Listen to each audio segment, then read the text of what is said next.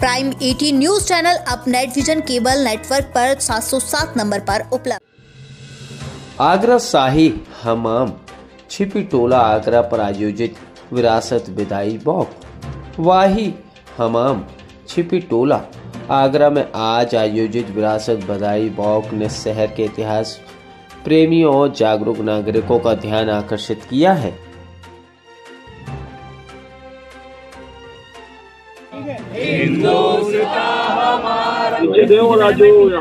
मैं अनिल शर्मा हूँ, secretary civil society of Agra.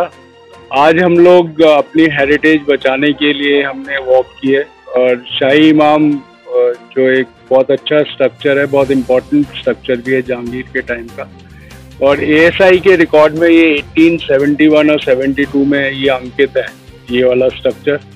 और अभी 2024 तक आते आते एएसआई ने इसको क्यों छोड़ दिया, ये एएसआई को वाइट पेपर हम डिमांड करते हैं कि वो बताएं कि क्यों छोड़ दिया। और जिस हिसाब से ये स्ट्रक्चर है, इस पे जो हम कहते हैं कि आगरा में रात में टूरिस्ट नहीं रुकता, ये एक बहुत बड़ा सेंटर हो सकता था जिसमें टूरिस्ट रुके। और जो मैं बांग्लादेश भी गया हूँ, बांग्लादेश में मैं रहा हूँ और पाकिस्तान भी मैं गया हूँ, जहाँ पर जो हेरिटेज है उसको डिस्ट्रॉय किया गया। हम जब इंडिया में फख्र करते थे कि हमने अपने हेरिटेज को बचाया है, लेकिन यहाँ आके हमको लगता है कि बहुत अनफॉर्चुनेट है। इतना बड़ा स्ट्रक्चर है, इसको बहुत अच्छी तरह मेंटेन किया जा सकता था। जैसे मैं और ये भी कहना चाहूँगा कि यूनेस्को का प्रोजेक्ट आगरा में एक मॉन्यूमेंट है फतेहपुर सीकरी, उसके भी काफ़ी पार्ट्स हैं, करीब 50-60, और मेरी गुजारिश एएसआई से है कि उसका भी संरक्षण किया जाए, उसका प्रॉपर रखा जाए। क्या मिली भगत लग रही है इसके अंदर, कहीं ना कहीं स्मारकों को बेचा जा रहा हो? नहीं, देखिए, कहीं ना कहीं तो किसी की कमी है, नहीं तो ये बिक नहीं सकता। जब एएसआई के डॉक्यूमेंट में है और ये बिक रहा है तो इसका मतलब कुछ लोग तो इन्वॉल्व है, इसका मतलब तहकीकात होनी चाहिए। आप उसको बचाने के लिए कहाँ तक जाएंगे? देखिए, इसको बचाने के लिए तो सबसे पहले जो जनता है उसको जागृत किया जाएगा, और उसके बाद अगर लीगल कोई ऑप्शन, अगर लीगल ऑप्शन भी लिया जा सकता है, जो कि बाकी के साथी लोग हैं वो ऑप्शन को देख रहे हैं, और जल्दी ही कोई ना कोई कार्य योजना बना के हम बताएंगे।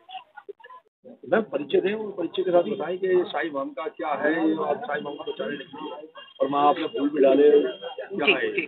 आज का जो हेरिटेज वॉक हमने रखा था, ये शाही हम्माम के लिए, लोगों को जागृत करने के लिए था। और हम देख रहे हैं कि पूरे शहर के अंदर ऐसी कई सारी हेरिटेज साइट्स हैं जो कि इस तरीके से टूट रही हैं, और उन पर किसी भी तरीके की जो कंसर्न अथॉरिटीज़ हैं उनका ध्यान नहीं पहुंचा है। और शहर बहुत बड़ा है, उनके पास बहुत काम भी हो सकता है, मगर यदि आगरा के ही लोग उसकी रिस्पॉन्सिबिलिटी लेंगे तो ये हेरिटेज साइट जो हैं शायद फिर से रिस्टोर हो पाएंगी। और इनका ऐसा नहीं है कि कोई हेरिटेज साइट अगर रिस्टोर होती है तो उसका कोई इकोनॉमिक इंपॉर्टेंस नहीं रहती है। आई एम श्योर कि अगर हम्माम जैसी कोई चीज़ भी अगर रिस्टोर होगी तो वो काफ़ी इकोनॉमिकली शहर को सशक्त करेगी। तो ऐसा नहीं है कि इसको गिरा दिया जाए और उस पर बिल्डिंग बना दी जाए तभी वो इकोनॉमिकली कोई बहुत अच्छा मॉडल निकल कर आने वाला है। दूसरी चीज़, मेरा नाम इरम है और हम लोग लगातार इस तरीके के प्रोग्राम्स कर ही रहे हैं करीब 6 साल से, और अवेयरनेस क्रिएट करते रहते हैं। लेसर नोन मॉन्यूमेंट्स के लिए भी करते हैं, और जो भी जगहें टूट रही हैं उनके बारे में भी बात करते हैं। तो आज क्योंकि इस जगह को ज़रूरत थी हमारी, इसीलिए हमने यहाँ के लोकलाइट्स के साथ में और शहर के लोगों को, और ये सिर्फ हमने नहीं किया, हमारे साथ जितनी भी संस्थाएं जुड़ी, चाहे वो सिविल सोसाइटी हो, आगरा हेरिटेज वॉक्स हो, हेरिटेज विद अरसलान पेज हो, आगरा और हम हो, हेरिटेज हिंदुस्तान हो, इन तमाम लोगों ने मिलकर जो है कोशिश करी है कि ये जगह बचाई जा सके। और जल्द ही कोशिश की जाएगी कि लीगल तरीके से जो भी कार्रवाई की जा सकती है वो की जाए। कंसर्न डिपार्टमेंट्स को एप्लीकेशंस भी भेजी जा चुकी हैं, और आगे आपको पता भी चल जाएगा कि कौन कौन सी लीगल कार्रवाई इस जगह को लेके हो रही है। मैम, ये देखा जा रहा है कि एक जगह जो इतनी सालों पुरानी जगह है उसको एक आम इंसान बेचता है और दूसरा खरीदता है, तो कहीं ना कहीं ये क्या लापरवाही दिखती है? सर देखिए, लापरवाही अगर हम देखें तो मैं बताती हूँ कि हम ये नहीं कह सकते हैं कि अंधेर नगरी चौपट राजा वाली बात हो जाएगी, किसी एक को कल्प्रिट बनाना, ठीक है? क्योंकि किसी व्यक्ति को ये लगा कि ये जगह बिल्कुल टूट रही है तो इसका कोई नीड नहीं है, क्योंकि हमने उसकी नीड पैदा ही नहीं करी। हमारा सोशल जो सिस्टम बन गया है, हमारा जो दिमाग का सिस्टम बन गया है, वो ये चीज क्रिएट करता है कि कोई जगह बिल्कुल खराब है, उसको खराब हो रहा है तो क्या हो गया, दूसरी तरीके से यूज हो जाएगी। तो एक्चुअली किसी की भी पर्टिकुलर व्यक्ति की गलती कहना गलत बात होगी। यहाँ पर यहाँ मिलकर गलतियां हुई हैं, चाहे वो अथॉरिटीज की तरफ से हुई हो, चाहे विभिन्न प्रकार की सरकारों की तरफ से हुई हो, चाहे फिर वो लोकलाइट्स की तरफ से हुई हो। प्रेम ही नहीं है अपने देश से, प्रेम ही नहीं है अपने हेरिटेज से, तो फिर कैसे काम चलेगा। तो जितना ज्यादा हम जागरूक होते जाएंगे उतना कम ये चीजें सामने आएंगी। इसके बचाने के लिए कहाँ तक इसके बचाने के लिए जिन लोगों को जाना चाहिए वो लोग ऑफकोर्स लीगल एक्शन के लिए काम कर रहे हैं, और साथ में जो भी कंसर्न अथॉरिटीज हैं उनके भी संज्ञान में ये चीज डाल दी गई। लोग कहते हैं कि मेरी सरकार में कहीं भी ऐसा भू माफिया नहीं होंगे, और आपको देखा जा रहा है इतनी बड़ी जगह पर भू माफिया में कब्जा किया गया है।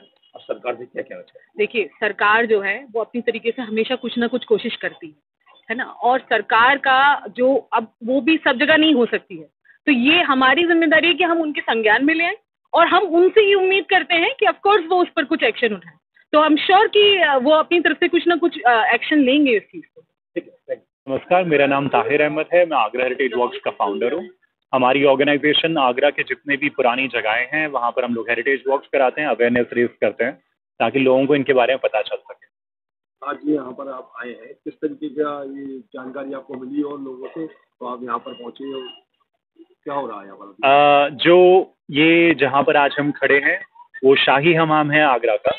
ये नॉर्थ इंडिया का सबसे बड़ा हमाम है।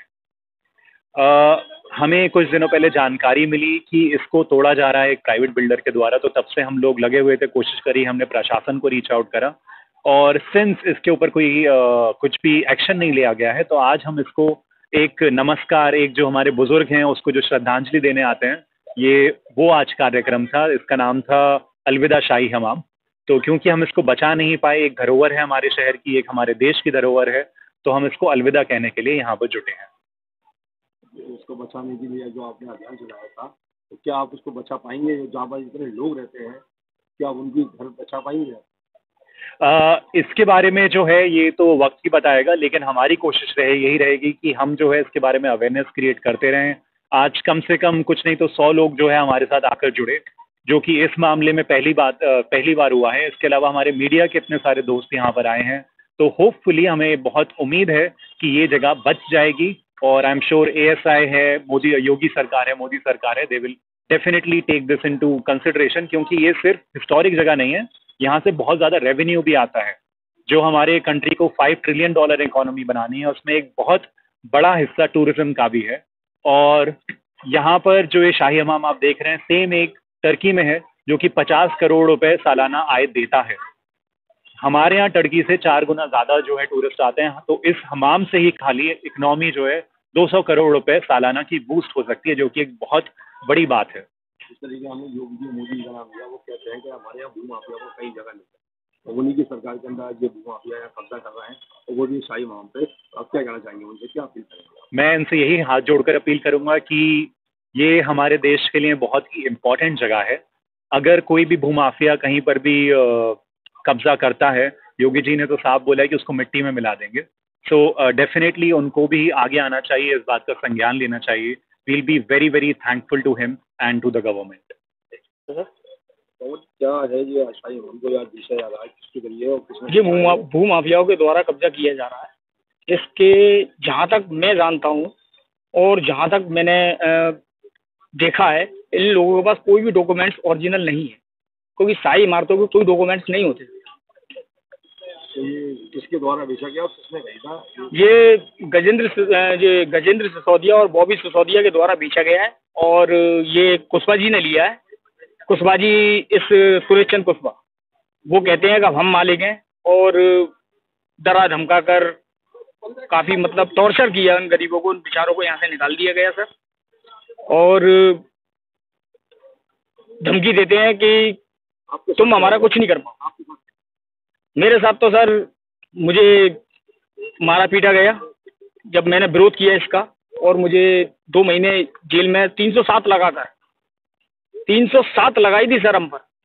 307 के केस में हमें अंदर किया गया, इन लोगों से डर के मारे खाली कराया गया, तब हम लोगों को वहाँ से निकाला गया है। वो 307 एक कानून में थोड़ी सी चेंजिंग हो गई है धाराओं में, तो वो 307 109 हो गई है।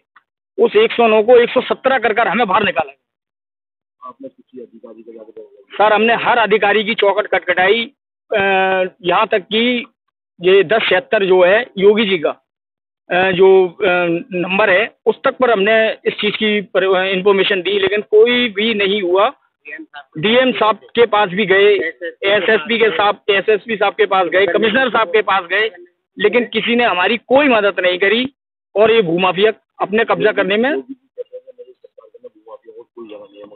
योगी जी कहते हैं, मेरी योगी जी से यही तो हाथ जोड़ कर निवेदन है, इन गरीबों को इंसाफ दिलाएं।